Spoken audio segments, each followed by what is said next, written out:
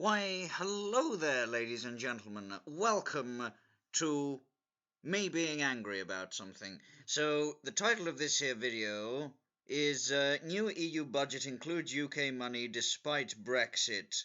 The basic gestalt is that they want to have Britain be a pay-pig sucker for the next year, according to their budgets. So let's have a good look at what Mr. Jeff Taylor has to say about this, such that we can all be equally as informed and disgusted at how they want us to be pay-pig suckers and a proxy resource state of bureaucrat tyrants. Let's have a gander. Hello there. The European Union agreed its budget for 2020 yesterday and is relying on UK continued payments until the end of next year.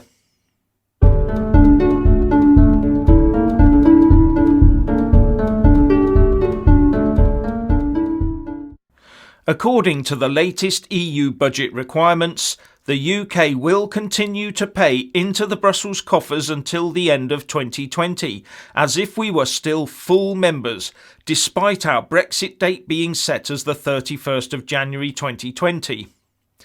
But of course this is all set out in the Boris Johnson Withdrawal Agreement Treaty as part of the transition period, where we still have all the responsibilities of being a full member, i.e. that of paying in, but none of the rights. Once this budget has been formally rubber-stamped by the EU Council and EU Parliament, it will be set. Now let's give this a moment's thought, shall we? We are full members of the EU at the moment, and one assumes we have been fully involved with putting this budget together and with agreeing it. Does that therefore mean the UK is now tied into paying into the Brussels coffers under international law, even in the now unlikely event we end up leaving without a deal on the 31st of January? Just a question. So, given that in all probability we will be participating in this 2020 budget, the main points of it are that the budget is obviously based on the premise that the UK will continue to contribute into the budget until the end of 2020. The commitments part of the budget, which are the legal obligations to spend money that are signed in a given financial year. Legal obligations can be contracts, grant agreements and decisions. The amounts are not necessarily paid out in the same year, but may be spent over several financial years, and this has been increased by 1.5% compared to 2019 to €168.69 billion. And the payment side of the budget that covers expenditure due in the current year, which arises from legal commitments from the same or earlier years, has increased by 3.4% to €153.57 billion. Now 21% of the budget will go on addressing climate change. EU farmers will get €58.12 billion, and the Galileo satellite system for the EU will get €1.2 billion, and that's a 74.7% increase on 2019 in order to expand its worldwide market uptake to reach 1.2 billion users by the end of 2020. And remember, once the UK leaves the EU, they don't want us anywhere near their satellite system, despite having paid into the system. So the Eurocrats have obviously made no moves to cut their cloth in anticipation of the UK leaving the EU. And this has led Germany to expect to have to just about double its own contributions into the EU pot to somewhere between 29 and 33 billion euros for the new multi-annual financial framework post-2020. And the Irish Prime Minister Leo Varadkar has predicted that his country will see a steep rise in its contributions as well. The EU Commission has put that in the region of a net contribution increase from €315 million a year to €760 million. Varadkar said, "We are okay about that, As a country that was a net beneficiary of the EU budget, we are going to become a net contributor, but what we gain from the EU is much greater than what we contribute financially. He might not be saying that as the net amount grows in the coming years, while more countries receive EU funds in order to bring them up to the standard to become members of the EU club. Moving on, what would a general election report be without a poll? Now, the latest poll from Kantar out today mirrors other recent polls. It sees the Tories leap by 8 points to 45% to now lead the Labour Party by 18%. Labour remains unchanged on 27% and the Lib Dems have slipped a point to now stand on 16%. But the Brexit Party has slumped by 7 points to just 2%. And on this, Kantar said, "The very large 8-point increase in Conservative support since our last poll is almost wholly at the expense of the Brexit Party. Nigel Farage's decision to stand down candidates in Conservative-held seats appears to have sent a message to supporters. Only 3% of likely voters selected the Brexit Party even when the choice was unconstrained by candidate availability."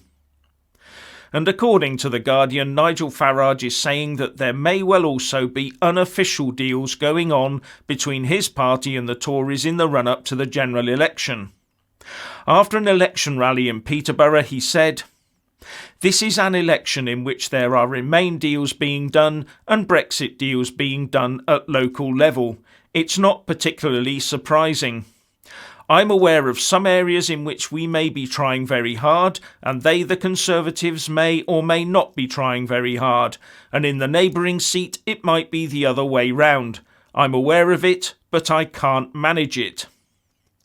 Now, Sky News is reporting that the Brexit Party is under investigation by the Information Commissioner's Office for failing to hand over personal data it holds on voters. This seems to date back to the EU Parliament elections, where the Brexit Party, just like all political parties and candidates are entitled to do, used their legitimately obtained copy of the electoral roll to send out leaflets to voters by name to their home addresses. But, knowing this, pro-EU campaigners got onto social media and urged their supporters to send subject access requests, or SARs, to the Brexit Party, demanding to know what data they had on them, how they got it, and what they intended to do with it. And the aim here was, of course, to disrupt electioneering by the Brexit Party, as well as tie up its resources and money. The Brexit Party says the ICO has given it a deadline of the 22nd of November to deal with any remaining SARs, which the party says it will meet. Now, can you imagine the absolute anger and condemnation from the Remainer press, campaigners and politicians had the Leave side engaged in such activities? In other news, the Green Party has issued its manifesto. But so what? But the news later this evening and tomorrow will be dominated by the Boris Johnson versus Jeremy Corbyn general election debate. A debate where Brexiteers will hope Boris tears the Labour Party leader's unfathomable Brexit plans to shreds, but where the Corbynistas will hope that their beloved leader can gain some ground on the runaway Boris campaign train by peddling the vision of a Labour-led country being the land of free stuff. The hour-long clash at the Media City UK studios in Salford, with an audience of 200, is due to take place at 8 p.m. tonight on ITV1, and it will be moderated by Julie Etchingham, who has the experience of overseeing the 2015 and 2017 election leadership debates. It appears that Corbyn has elected to speak first, and pundits are pointing to the obvious debating points that the two will tussle over as being Brexit, the NHS and the economy. Surprise, surprise.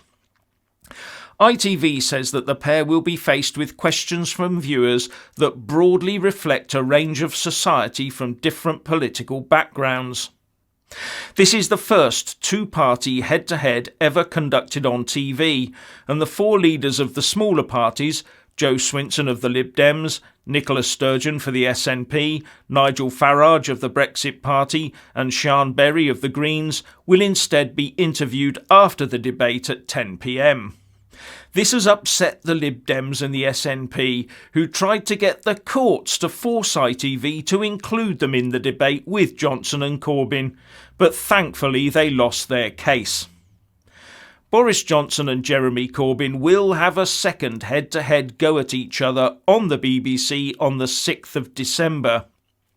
And if the weekly PMQs is anything to go by, then it will be a boisterous and amusing Boris against a grandstanding and stern-looking Corbyn.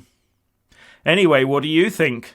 Please share and comment, and thank you. Ladies and gentlemen, they want Britain to be an eternal pay-pig sucker to the European globalist filth. While they open the borders, while they destroy Europe from within, while they take away freedom of speech with Articles 11 and 13, these people are the scum of the earth, and I cannot believe that they are drafting budgetary plans such that Britain is included in the EU going to the end of 2020. What is this? The audacity, arrogance, and disgusting tendencies of the Eurocrats need to be laid bare for the world to know. If you want to get rid of these bastards, you have to vote tactically in the next election for either the Tories or the Brexit Party. There are no other choices or options available. If Trump trusts Boris, that's good enough for me. If Farage is ensuring that Boris delivers Brexit, good enough for me. There's little other choice as far as I can tell. But either way, remaining pay-pig suckers to the Eurocrats fills me with dread and disgust unspeakable. Anyway, that's all from me. Toodles for now, ladies and gentlemen.